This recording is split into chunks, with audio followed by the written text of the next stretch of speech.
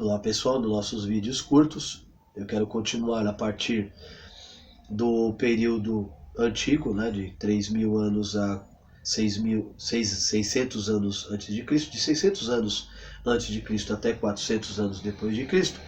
Nós temos um período que é o apogeu da Grécia, né? A cidade de Atenas competia com as outras cidades-estados vizinhas, né? O Império Grego era constituído por várias cidades como Tebas, Esparta, Atenas e dentre muitas outras cidades gregas que eram independentes, mas que formavam ligas, né, formavam alianças. Atenas, através do advento do comércio, através das grandes navegações, era uma sociedade de grandes navegadores, conseguiram disputar o espaço, né? Conseguiram se expandir e a Grécia se tornou o grande centro do conhecimento do mundo clássico, né? Nós temos aí o advento de Aristóteles, Platão, Sócrates, né? Tales de Mileto, os pré-socráticos, grandes filósofos que se tornaram aí, vamos dizer assim, a pré-história da ciência, né? Pré-história da biologia e do pensamento ocidental, né? O mundo ocidental é feito pelo pensamento grego, direito romano e a religião judaica cristã. São as bases, né? Atenas entra em guerra com Esparta e acaba sendo derrotado na guerra do Peloponeso. E o Império Persa acaba se tornando poderosíssimo, né? No filme 300 de Esparta ele retrata isso, a guerra entre o rei Leônidas contra o rei Xerxes.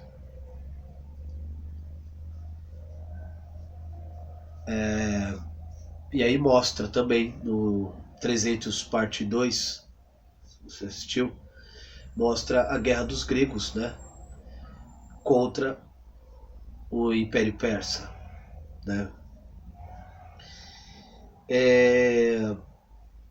As cidades gregas, quando elas não estavam guerreando com os persas, estavam guerreando entre elas, né. Então a história da Grécia, resumindo grotescamente, você tem vários povos, dórios, eólios, vários povos que chegaram no mar Egeu e começaram a se expandir, né?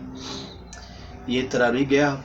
A Atenas entrou em decadência com o decorrer do tempo e aí começa a surgir, em 751 mais ou menos, antes de Cristo, o Império Romano, que começou como uma monarquia e evoluiu para uma república, e da república foi para um império, né? O Império Romano começou com uma sociedade de agricultores e pastores, mas que aceitava todo mundo. E aí as pessoas começaram a migrar para Roma, diferente de várias outras cidades que não aceitavam qualquer um. E aí você tem aí os italiotas, você tem os etruscos, você tem influências de vários povos em Roma, e Roma começou a se especializar em engenharia de guerra, em engenharia e administração prática, né, em leis. E aí Roma se expandiu, se tornou um grande império, né, indo desde a Europa, pegando regiões da Europa, África, Oriente Médio.